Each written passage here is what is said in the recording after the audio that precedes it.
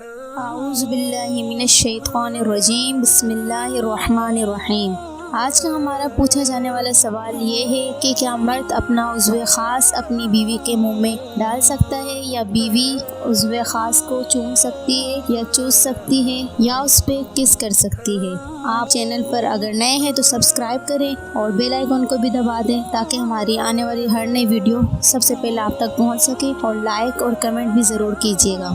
سب سے پہلے ہم نے یہ دیکھنا ہے کہ ہماری سوسائٹی میں یہ سب چیزیں کہاں سے سرایت کر رہی ہے۔ ہمارے نوجوان انٹرنیٹ پر فحش فلمیں دیکھتے ہیں، فحش موویز دیکھتے ہیں، اور ان موویز میں عضو خاص کو منہ میں لینا، چومنا، چوسنا ایک عام سی بات ہے، اور ان چیزوں کا اسلام سے دور دور تک قطعی کوئی تعلق نہیں ہے۔ سوال یہ کیا جاتا ہے کہ نفس کو چوسنا صحیح ہے یا نہیں؟ جس منہ سے، جس زبان سے اللہ کا ذکر کرتے ہیں، قرآن مجید کی تلاوت کرتے ہیں، ذکر و اذکار کرتے ہیں، اللہ کا ذکر کرتے ہیں، آقائے دو جہاں صلی اللہ علیہ وسلم پر درود پاک پڑھتے ہیں، تو اسی زبان سے ہم کیسے کسی گندگی کو منہ میں لے سکتے ہیں، یا چوم سکتے ہیں، یا کس کر سکتے ہیں؟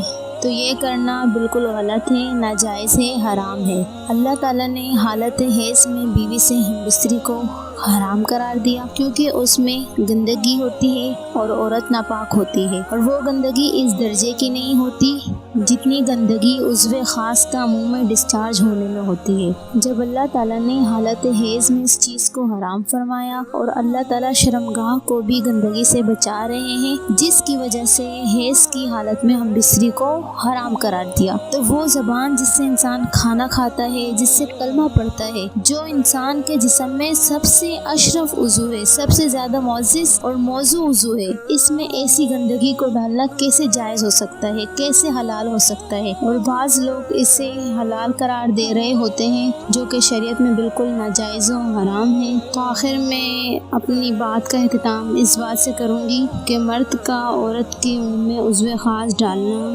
ناجائز و حرام ہے، بلکہ سخت ناپسندیدہ عمل ہے، اور اسے اپنی ازدواجی زندگی کا حصہ نہ بنائیں۔ اور اگر آپ نے ابھی تک ہمارا چینل سبسکرائب نہیں کیا تو پلیز سبسکرائب کر دیں اور بیل آئیکن کو بھی دبا دیں۔ انشاءاللہ ملتے ہیں نیکسٹ ویڈیو کے ساتھ، تب تک اپنا خیال رکھیے گا۔ اللہ حافظ۔